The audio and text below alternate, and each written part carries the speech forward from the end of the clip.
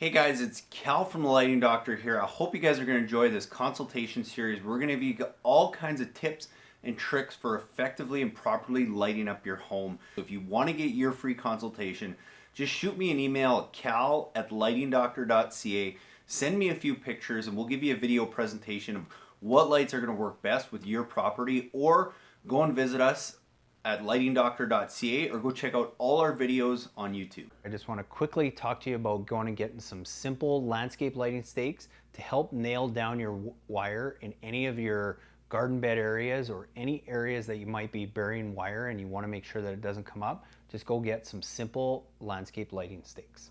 For any of your landscape lighting projects, you're going to want to make sure that you have a set of wire strippers for not only cutting but also stripping the ends off your wire and making proper wiring connections. Now, in all honesty, I don't even really know what this is called, but you can go and get this at any home improvement store in the garden aisle.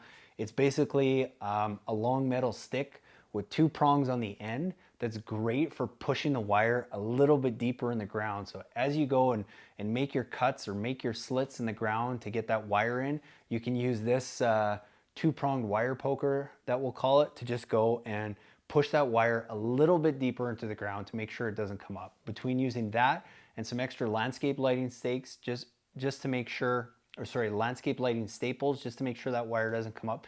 It's a great way to go and do this, and I urge any of you that know what this is called to please email me and send me the details of it. But our two-pronged wire poker is a great way to get that wire in the ground. Just want to show you guys the rubber mallets that we use for helping secure our landscape lighting.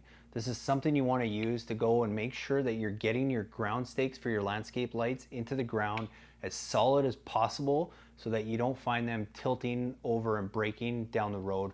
Go and get a rubber mallet to help you with your landscape lighting project. One of probably the most important tools that you can get for burying your landscape lighting wire is just a simple flat spaded shovel for making sure you get that wire nice and deep in the ground. One of the questions I get asked all the time is, how do I drill underneath the sidewalk?